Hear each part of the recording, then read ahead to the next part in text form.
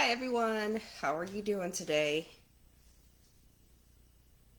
No, we're a little late with the video, but we had a few technical difficulties.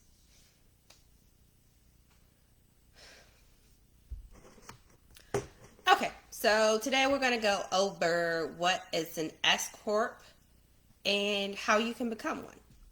So first things first, we're going to jump into what an S-Corporation is. An S-Corporation is a type of a corporation that one elects with the IRS through the filing of paperwork to pass corporate income losses, deductions, and credits through to their shareholders for federal tax purposes. It's pretty much a pass-through entity. So all the income losses, deductions, and credits of the business will pass through to the shareholders of this business instead of to the actual business. So pretty much the business isn't going to be taxed at the corporate tax level and the individual tax level. So there's no double taxation on this type of corporation. The shareholders of the S corporation has to report the income that's passed through to them and or the losses on their personal income tax return, which is going to be a 1040 for most individuals. And then the federal government assesses the tax at the individual tax rate based on the amount of taxable income. So not all of the income that someone receives is going to be taxable due to credits, deductions, and things like that. Okay? Now, how does a business become an S corporation? Now, that is only done through the filing of paperwork to the IRS. And in order to file that paperwork, you have to meet the IRS's qualifications. And these qualifications include you have to be a domestic corporation, you have only allowable shareholders, which pretty much is the shareholders can be individuals, they can be trusts, and they can be estates. They can't be all types of trusts. Only certain types of trusts can become an S corporation. And also, you cannot be a partnership, corporation, or non-resident alien shareholder. So you can't be a shareholder of a partnership, a corporation, or you can't be a non-resident alien. You have to be a United States citizen. You cannot have more than 100 shareholders in this company in order to become an S corporation, and you can only have one class of stock, which usually for a company is going to be common or preferred stock. Okay, and if you're not sure what type of stock your company has, you need to get with whoever the person is that formed your business, because for most business entities you have to issue stock. I know for a corporation you have to issue it. Okay, so you need to get with a tax attorney, or you need to get with a CPA or an accountant to help you figure out that portion of whether you're able to become an S corporation or not. And you cannot be an ineligible corporation like an insurance company, a financial institution.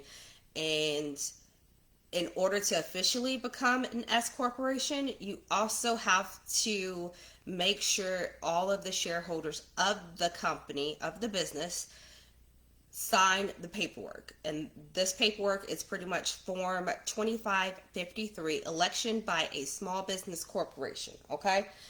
It has to be sent to the IRS.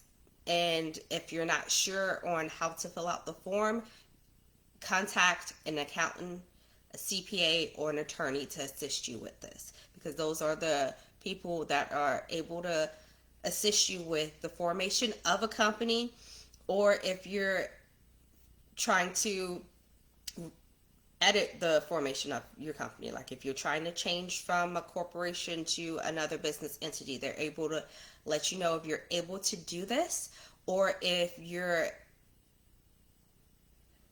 able to become an S corporation or not. Okay? Now, there are some additional disadvantages as well as advantages of becoming an S corporation, and I'm going to go through 5 of them with you. So if your company does elect an S corporation status and they're approved by the IRS, the corporation is still going to be liable for employment taxes, excise taxes, income tax, and estimated taxes. So you still have to pay taxes even if you're an S corporation. That's not going to ever pass, okay? You're always going to have to pay taxes for income in your business. Now, you may not be double taxed, so you're not going to pay taxes at the corporate level and the individual tax level. It's going to be one or the other, but you still have to pay those employment taxes for your employees and things like that. The shareholders can be company employees, they can earn salaries, and they can receive corporate dividends that are tax-free if the distribution does not exceed their stock basis. If the dividends exceed a shareholder's stock basis, the excess is going to be taxed as capital gains. And most capital gains are either taxed as short-term or long-term capital gains. So you need to make sure that your employees, if they're a shareholder of this business, that they're earning a reasonable salary and that it's not exceeding their stock basis in the company. So the amount of stock that they hold in the company, okay? The IRS also scrutinizes how S corporations pay their employees, which I just went over. So they have to earn a reasonable salary. You can't say the business makes $100,000 and in order to pay less taxes on that company, you decide that you're going to pay yourself $90,000. Well, the IRS is going to be like, did you really do enough work to make that amount of money? Like, it has to be reasonable, a reasonable amount that you would pay another employee for that job in that company, you would need to pay yourself, okay?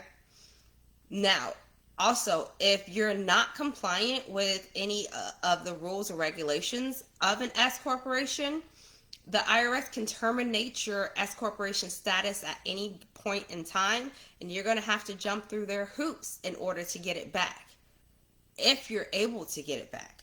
So be very careful when you do elect an S corporation status and make sure that you're doing the right things, that you are compliant. Compliance is key no matter what, especially if you're getting any type of loans, grants, anything like that from the government.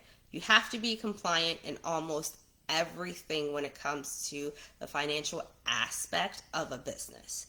Now, if you need assistance with the financials in your business or with help determining if you are able to become an S corporation, contact us by going on our website or scheduling a free 15-minute consultation with us, and we'll be happy to assist you. Thanks for watching, guys. I hope you have a good day.